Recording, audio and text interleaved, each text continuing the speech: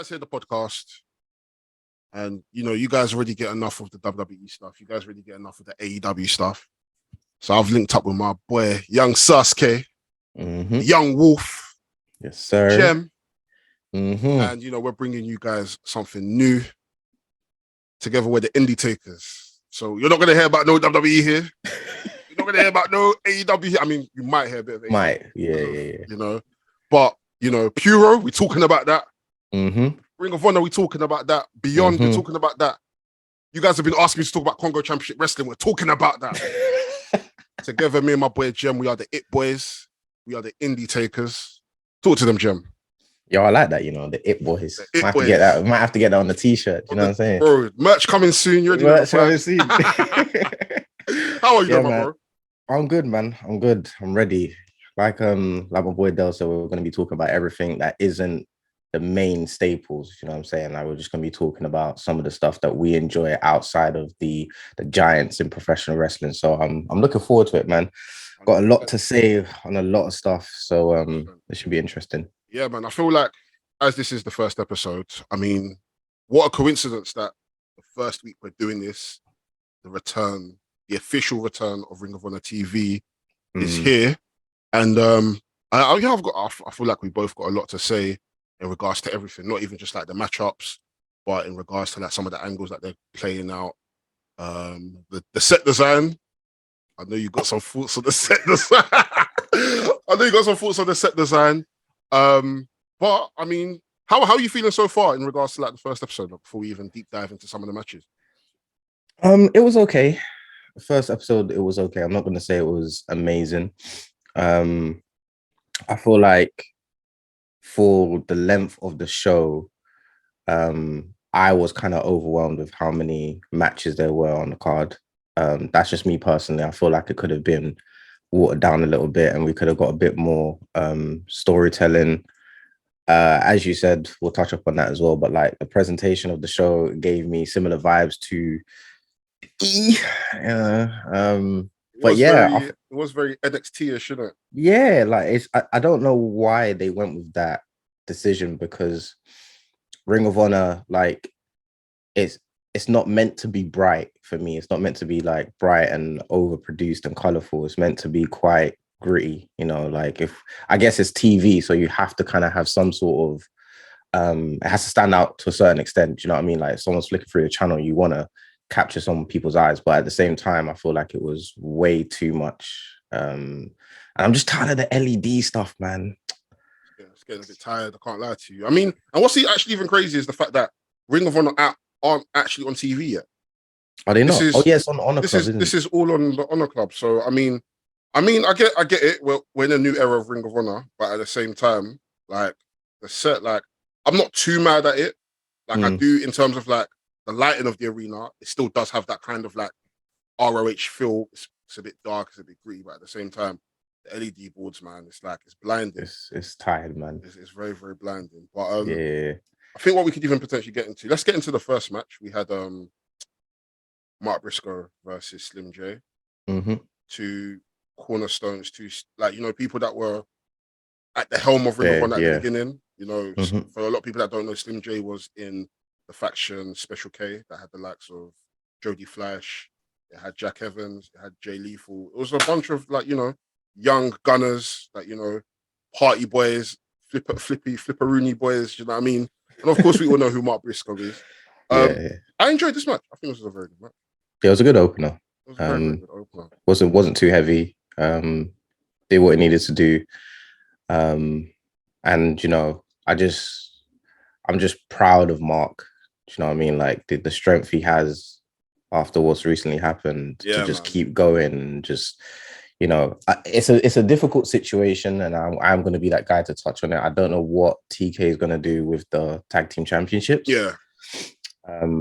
But I'm cool with what's happening now. Like, it's on TV, and Mark is just showing such strength as a professional wrestler and a human being. Like, it's inspirational, personally. Bro, it's crazy. And it seems to be that he's showing like he's more so there for other people. Do you know what I mean? Like, yeah. You saw at the we don't want to touch on the AE, but we have to talk about it. His match with Jay Lethal, bro. Like it seems like he was such a rock for other people in regards to the death of his own brother, and it's just very commendable of him. And it's like it's very bittersweet the fact that the only way for him to have even gotten on AEW TV was through the passing of his brother, and that upsets him a lot. That does, yeah. But on the other hand, bro, like Mark has always been over. He's always been over. But bro, the level of like love that the crowd show for him now, whether it's Ring of Honor, whether it's AEW, bro, it's immense. And he had the perfect dance partner for this episode, bro. And Slim J is, and one thing I will say about this Ring of Honor episode as well, it's like a lot of people that we've seen on AEW TV, we don't tend to see them necessarily on like Dynamite, and if we do see them on Dynamite, they're going to be jobbing. But we tend to see them on the likes of like the Elevations and the Darks, and for the most part, a lot of us are not watching that. But this show was a good way of reintroducing people that a lot of us probably didn't give a shit about. True. Like there's a few people, we'll probably get to that after watching them on Ring of Honor, I was like, you know what? I'm here for it. Yeah. I'm absolutely here for it. And what do you think about this year? I can't lie to you, because I know you touched on you don't know what's going to happen with the tag team titles. For me, I think a good idea would probably be like a Jay Briscoe memorial. Every year they do a tournament to commemorate the Briscoes and Jay. And I feel like that would be a good way for Mark to kind of like pass on the title. I need to see Mark win the world title this year. I need to see Mark 100%, be at Final Battle. Mark needs to be at Final Battle. That needs to be like, this is the year for it. Ring of Honor's back weekly. There's going to be pay-per-views. There's a story there. Mark has not won the Ring of World title. He's won the TV title. He's won the tag title. I don't necessarily see him at the pure title, but the world title, bro, and the way the crowd is behind him, he can easily win it, honestly. I don't know who it'd be against. You know, I don't necessarily want Cesaro to hang on to that belt for a long time. Touch on Cesaro later. I don't want him to hold that belt for that long, but yeah, we'll see, man. The next match about that man later. Yeah, the next match we had the infantry. That's Sean Dean and Carly Bravo versus the Kingdom, Matt Taven and Mike Bennett. What I said earlier in regards to me not caring about people and then Sean Dean, I'm invested. I'm invested. I can't lie. I'm invested. Carly Bravo, he's dope. And I feel like the Kingdom showed why they are a premier tag team, honestly. Yeah. This match, I enjoyed this match a lot. I really did. Mike Bennett, right? Like, I haven't seen that guy I can't remember the last time I saw this guy, but I remember his, like, I'm just looking at him now versus when he was in the E and when he used to be in Impact. And I'm just looking at him now and I'm just like, yeah, like, I can see why you've been wanted everywhere you've been, because bro's she's just talented, man. And Maria by their side, it just works. Like, she doesn't do too much. She's not like shouting. She's not screaming. She's not in everyone's ear, but just her presence there, it just adds that extra layer to the tag team. Do you know what I mean? As for the infantry, oh man, there was a spot. I can't remember who it was. But he did like this, like, it's like he was dribbling and then he went to slap. Yes, bro, you see that? Bro, you see that spot there? Bro, I was like, you know what? In terms of the tag team division, we're in good hands. Yeah. We're in absolute good hands. Like, whatever happens, bro, when I saw that, I was like, you know what? And bro, the crowd's reaction to that, even the commentary as well, I was like, you know what? Yeah, Carly, he's the one, man. I can't lie to you. Yeah. Now the infantry, smooth. The infantry, I'm excited to see what they do, man. It's like, I'm just excited. Like, I've been like a detractor from Ring of Honor for like the past year because I've been seeing what they've been doing on AEW TV, and I felt like what they've been doing with Ring of Honor stuff has kind of like dampened the quality of things that's happening in AEW. Whereas now that Ring of Honor can now be its own standalone thing, of course, I feel like we're going to be getting the crossovers between Ring of Honor and AEW. I personally don't want that. I want Ring of Honor to just be its own thing. But just to be able to now see that, okay, cool, Tony is investing in these tag teams and giving them time to be themselves, because again, we don't watch Dark Elevation. We're not watching Dark. Like, we don't have time for that. But now we have a program where it's like, you know what, we're gonna put all our stocks in Yeah, I can't I'm lie. here for it. I might be an infant still. I'm an infant. The next match we're gonna get into. I can't lie to you. I need to put the reverb on for this one. This one was the banger Bedizio, baby. Zack Sabre Jr. versus Blake Christian. Brother, this match was so good, bro. Brother, I couldn't believe it, bro. Like, I had a feeling this match would be good. Zack Sabre Jr. Blake Christian, he's been like, since he left WWE, he's been on a tear. I remember the match he had with Leo Rush at the GCW, the Hammerstein Ballroom match, and that was a standout match. I feel like this match here for Blake Christian is his coming out party.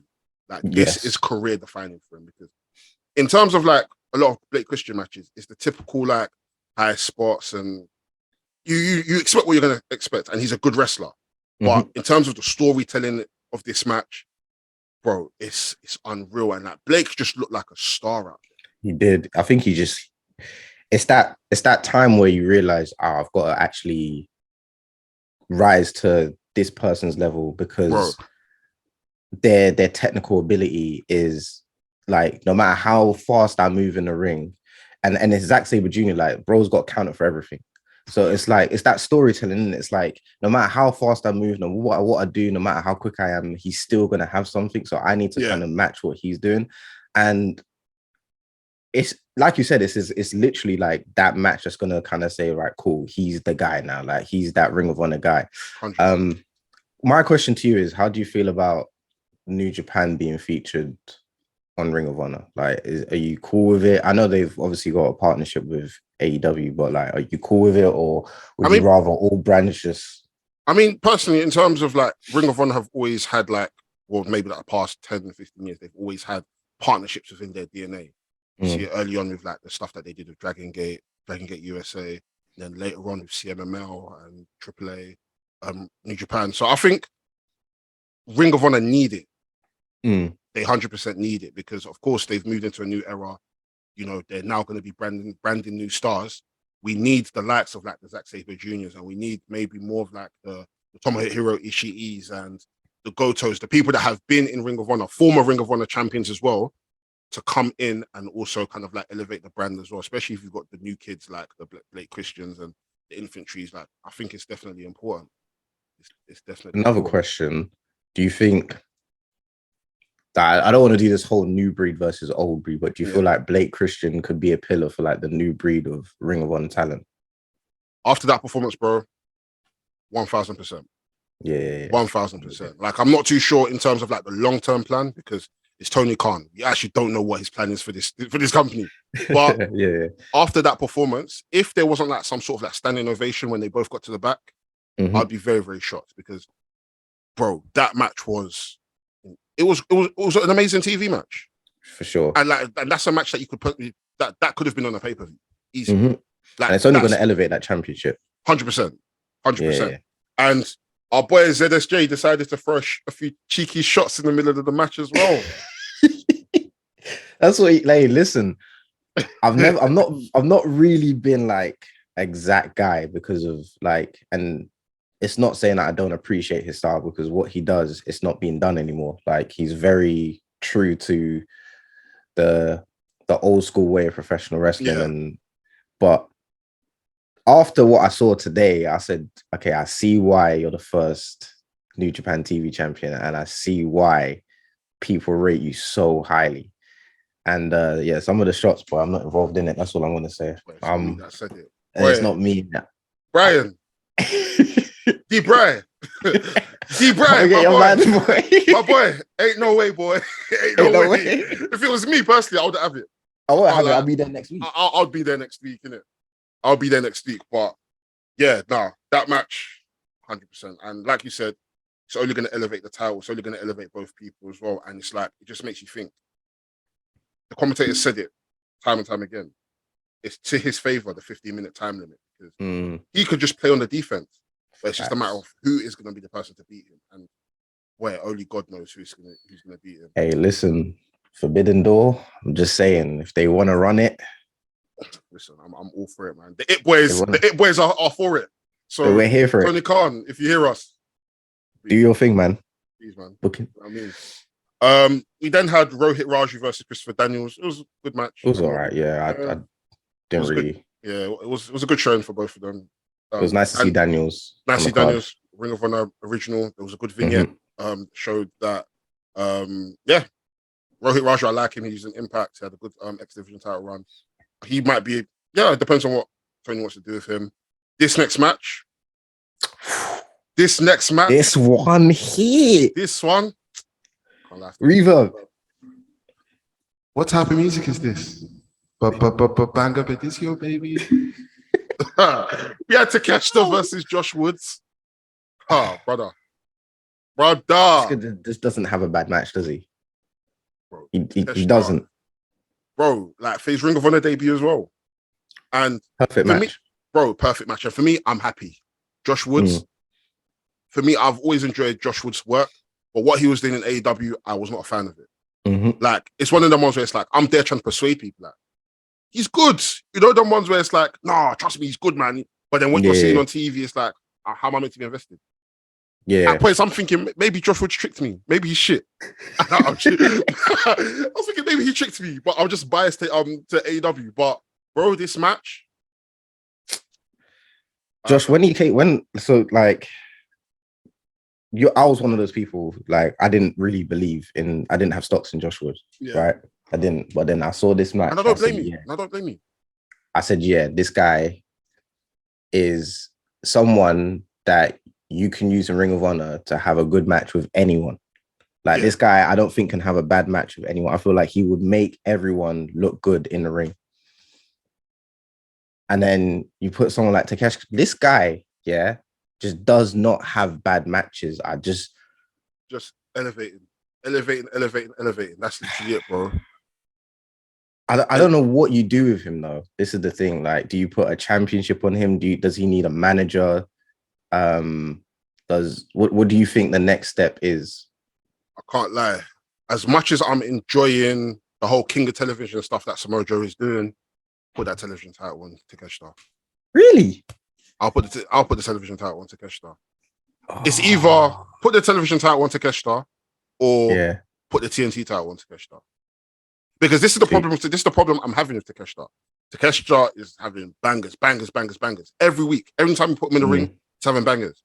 But when it comes to like facing the big people, he's losing. And that's not necessarily a bad thing because his stock is being built by facing people that higher up on the card against him. But at some point, and Roosh is having the exact same problem. Banger, but he's losing to the big people. At some point, there's only so much bangers that we can take. We want to be invested in this guy being built up to have great matches and for the great matches to actually go somewhere. Doesn't make sense him losing all the time to all the big people. Like, it's good. You've had matches with the likes of Eddie Kingston, had matches with the likes of D. Bry, MJF, you name it, he's had a match with them. Adam Page, sorry. He's had great matches with all of them, but it's not necessarily led to anywhere besides us talking and saying, he's having great matches. We want it to at least maneuver to somewhere where it's like, okay, cool. He's having great matches, and now he's getting good results. Now I have some sort of momentum to now carry him to a title or something. So even something like the All Atlantic title, that'll probably be a good means for him as well. That championship, I don't even talk about it. I don't even talk about that championship. My fear is that we fall into that trap of like, we're behind this guy, and like you said, you literally laid it out perfectly. But then, because it's similar, not exactly, but similar to like an underdog story, when he does eventually win a championship, we might turn around and say, it's not working. Or we might be, but then this is where you put a championship where I guess he's required to defend it quite often, so we can still keep the banger aspect of him going. So I hear what you're saying. So maybe the means of like an All Atlantic will probably be best served for him, because you don't necessarily need stories for that. It's just a means of like always defending it. And Takeshita goes to all these different indies, DPW, Beyond, Prestige. Those are different places where he can defend it. My only thing is, if he's going to defend it there, AEW should take their production crew there as well. Because when Pac had the title, I'm not going to lie, I love Rev Pro. Rev Pro do amazing, but their production, it's not me that said it. But it's not it.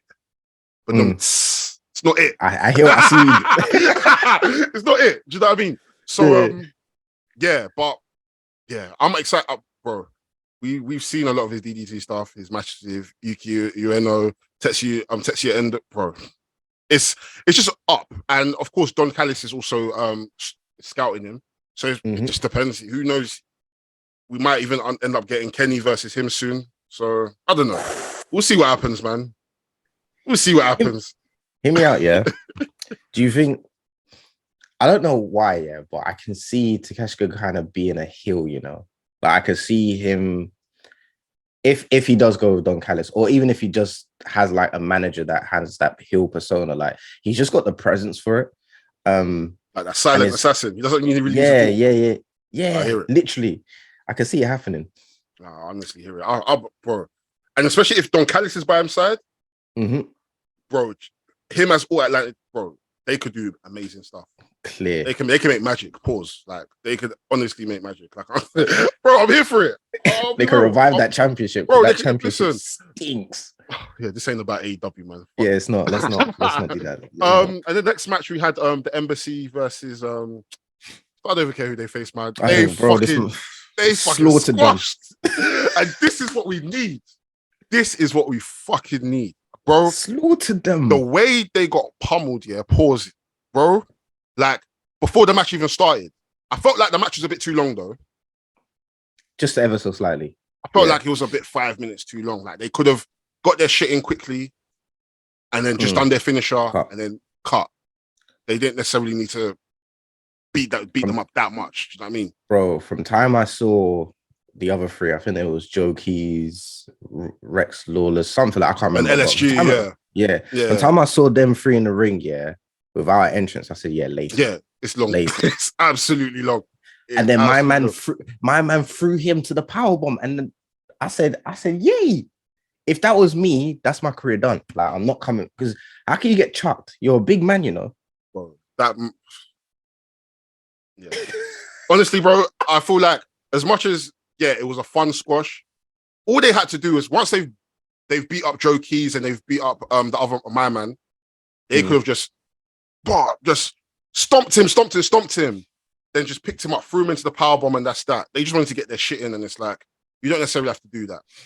Like this isn't an actual like competitive match. Just fuck my man up and go about your business. Like you know what I mean? But the Embassy, I'm invested. And the stocks will rise again for Brian Cage. Yeah, I'm invested. But they need more members. The Embassy needs at least 10 man. What?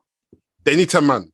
Bro, we need to bring back factions with 10, like more than 6 people. And what, you want to scatter them across different promotions as well? Bro, just like go and fuck everyone up, bro. There's so many different divisions. There's and of course they've got a partnership with New Japan. Maybe a few of their junior heavyweights can go to Japan and do, bro, I feel like the Embassy, with the right writing and booking, they can do bits. They can absolutely do bits. They just need Tony Khan just needs to turn it on and turn on, yeah. I mean, 10 man is crazy though, bro. We have to go back to the NWO days or the Team 2000 days where big factions, bro. I feel like we're so stuck on the factions where it's there's a man for each division. We don't necessarily need that. You can just have man that's just there. Look at Aces and Eights, even though they're a bad example and they were shit, but you know what I mean? Aces and Eights are terrible, but you know what I mean? I'm just infatuated. Like the Nexus. Oh yeah. Okay, like the Nexus where man just come, they raise hell it doesn't matter. They just ganged off. You can't chat to man. Do you know what I mean? Ganged off. A mob, innit? Yeah, like a mob, man. Like a Wu-Tang. Just be deep. Pause, man. Pause. Then we had Metalik versus Arya Davari. I didn't really care for this one. I'll be real. I mean, they keep going this King of the Ropes business from Metalik. I'm like, bro, some of the stuff I've seen before, it's not really new. I guess that's his thing. Yeah. And Davari, this guy is just everywhere. I don't know. Then we had Madison Rain and Sky Blue versus the Renegades. Fun tag team match. The Renegades, then Madison Rain, she's a legend. Love her. Sky Blue, she's a rap.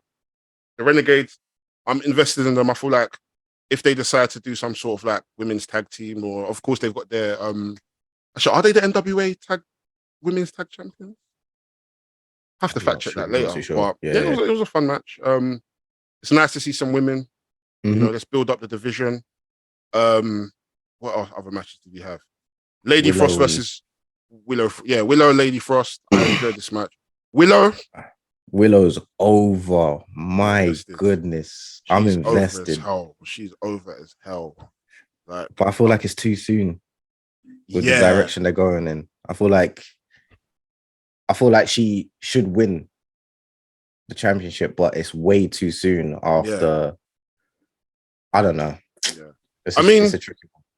It's hard to judge Athena's reign because she's not really had that many title defenses, and she's been off AWTV as well. So it's a bit.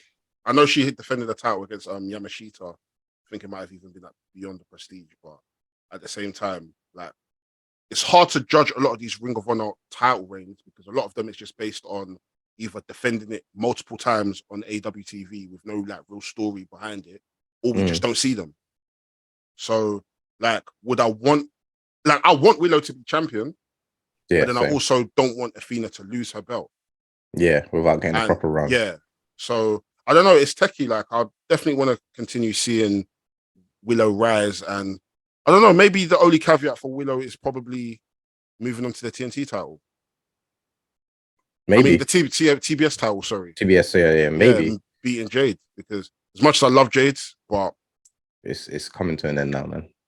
Yeah, it's getting a bit boring, man. And I feel like she's beyond that belt at this point, man. Like, she goes to do press, and people look at her like she's already the women's champion. It's like, it's weird, isn't it? Like, I don't know why it's marketed that way. Like, the women's champion does nothing, like, as far as I can see. And you see Jade everywhere, NASCAR, MLB, and I'm like NFL, and I'm like, this is the woman that you're marketing as your main women's champion? It's a mid-card champion. Champion. It's not making sense. Yeah, but yeah, Willow's over, man, and she just connects with, like, you just see her and you just instantly gravitate to her personality, and then her in-ring stuff is actually all right as well. Dope. So she's dope. So yeah, I'm very intrigued to kind of see. I mean, of course, they've already done 2 weeks taping, but we'll get on to next week. But I'm very intrigued to kind of see what happens in regards to like the women's division and the other women that they bring in. Are they going to bring in maybe like some women from Japan? What other indies are they going to link up with NWA? Yeah, it'll be interesting to see. I know we had a segment with Aussie Open. They're going to be debuting next week. That's going to be great. Tracy Williams and Rhett Titus. That should be a good match. Very, very good match. Both solid teams. It's shaping up to be. I'm excited to see the direction of Ring of Honor. And we had the main event. Your guy Claudio. Don't do that. With one of the worst theme songs known to man. My gosh, versus AR Fox. And I mean, it's no surprise. It was a good match. It was a good match. Shout out to AR Fox. As much as I shit on Cesaro, it's not that I don't like Cesaro, but I just feel like, I don't know, I feel like I'm still burning at the fact that Jonathan Gresham lost the title. I feel like maybe that's why I'm still burning a little bit. But other than that, yeah, it was a good match. And AR Fox was never going to win. Gresham lost the title. But yeah, man, talk to me, bro. Listen, you have to. I'm in the same boat as you, yeah. Like, Gresham lost the title, and then I'm seeing him on the pre-show for No Surrender. I said, huh? Yeah.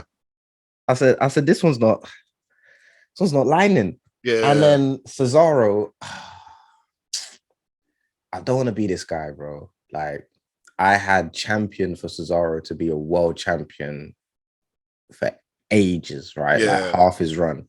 And I really believed that he could be that guy. Like, he has the presence, he has the in-ring ability, but then you have to get to a point where you realize that just being good in the ring isn't good enough. Yeah. Like, you need to be the complete package. And Cesaro, for me, while he has got everything, I just don't believe him. Like, when he talks, and when he talks about the championship, I'm like, this is not real. It's not authentic. I'm not vested. I'm not locked in. Yeah. But then, you know, his in-ring work is just top tier. Phenomenal. AR Fox, phenomenal. shocked me. Like he went off. Like he was fighting like this was his last match. Yeah.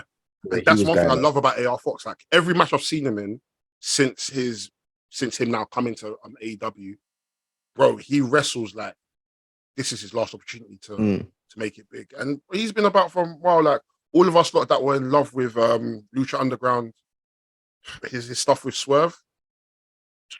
Mad. Don't come on, man. Mental. Absolutely mental.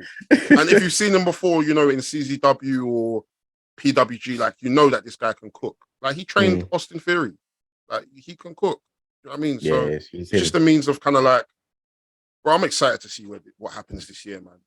I'm excited to see what happens this year. And hopefully, like once they solidify their roster and they kind of keep certain people away from AEW and just let them cook on Ring of Honor, because my hope is for at one point we can all look at the Ring of Honor title the same way we look at the AEW title.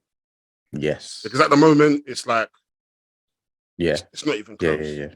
Like, we want to be able to raise the prestige of the Ring of Honor title belt again. It's like, Cesaro got it kind of lost steam. Then Jericho got it, and it's like, yo, Chris Jericho's won the title. That's brilliant. And then Cesaro's got it back now. But, I mean, he should be able to cook. It just depends. I mean, we had Eddie Kingston show up after him quitting AEW. He quit. Eddie Kingston gets on my nerves now. He quit. And then, he called out. Well, he said he wants to face Cesaro, and Cesaro just walked out the ring, which I liked. I really, really liked. Why did you like it? I ain't got time for you. What the fuck? I'm cutting. You can't just come and chat to me. What the fuck? Get in line, nigga. What the hell? Then, does this not go against being a fighting champion? I mean, this moniker that he's produced, like giving off, like, oh yeah, like I'll defend my championship. I'm the guy. This is the most prestigious. Then you get a challenge and just like, nah, not. I mean, I feel like for him, I think it's they've been selling this feud for years. For years. So I think it's more so a thing of like, I've just had my match. You're coming out to call me out. Who the fuck do you think you are? Oh yeah, they hate each other in real life, innit? Yeah. What they did. What the fuck? Like, I just came. I'm here working. You think you could just quit another company and then just come out of nowhere and challenge me for a belt? Who raised you? What, you think because you're from New York and you're baggy jeans, you think you can just come and chat to me? Fuck off, man. Piss off, man. You know what I mean? So yeah, man. Like I'm very, very intrigued to kind of see like where things go in terms of like this company. Like, for sure. It should be lit, man. Like I'm very, very excited. And it seems like Supercard of Honor is going to be shaping up to be like Ring of Honor haven't missed with their pay-per-views. It's just now more building towards these matches and building towards the people that are going to be facing. So yeah, man, I'm excited, man. I think like what you said is I'd just like to see the roster more fleshed out and more solidified. How would you go about this? Would you just over time just slowly build a roster, or would you do like a whole we're gonna have like a draft, or we're gonna have like Tony Khan announcing? I think I'll do the draft. I think maybe just week by week, just be introducing people similar to like what they usually do and what AEW done. Because once they start doing the draft, it just gives me WWE vibes, and I'm not fucking with that, man. Yeah, I feel you. I feel you. Should be done. Should be lit, man. But before we end, guys, we've got this new segment for you guys called the matchup. So week to week, me and Jem are going to be going 1-on-1. Not in the ring, but we're going to go 1-on-1. We're going to be recommending matches to you lot, and then you lot let us know down below which match was better. So, who wants to go first? You go first. All right, cool. I'll go first. This on you. All right, cool. I'm gonna start off light.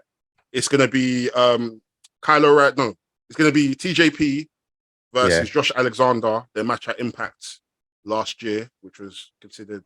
Was it last year or the year before? I think it's the year before. Considered the match of the year. We'll put the links below in it. That's my match. That's my match. All right, cool. I am gonna go with. Hold on, I had it here. I was up there with it. Like, I'm starting light. I didn't even do no research. So next week, if I lose, don't worry, I'm coming back. And whoever loses at the end of the year has to do a forfeit. I can't remember what year it was. Yeah, but it was like a 4-way dance between because it's the Ring of Honor first episode, and we're doing this first episode. Fuck. Ring of Honor match. I can't even change my match. Later. Four-way dance between Samoa Joe, Christopher Daniels, AJ Styles, and Jimmy Yang. You've won. It's fine. I can't. You've won. It's right. I mean, it's up to people in it. So you guys, it's up to people. Yeah, up to you guys in it. Let us know below. Whoa, what an amazing first episode for the Indy Takers, the It Boys. You know, I have one more thing to say though before we go. Did you watch Impact? Just gone. Actually, the TV episode. No, I haven't seen it yet. No, I haven't seen okay. Have you seen the results though? No, I haven't seen the results. I'm probably gonna watch it straight after this. Yeah. Yeah, watch it after this, and then we'll talk about it in the next episode. Because there's I don't know. That company there, I don't know. I'm dead. Well, guys, I hope you guys enjoyed the first episode. I've been your boy Delboy. It's been young Sasuke, young Wolf. And yeah, man. We're the It Boys. Get to know. # It Boys. I don't know. It Boys, merch coming soon, man. IT. You already know the vibes. What was that? I don't know, man. We'll figure something out. You guys, peace. Peace.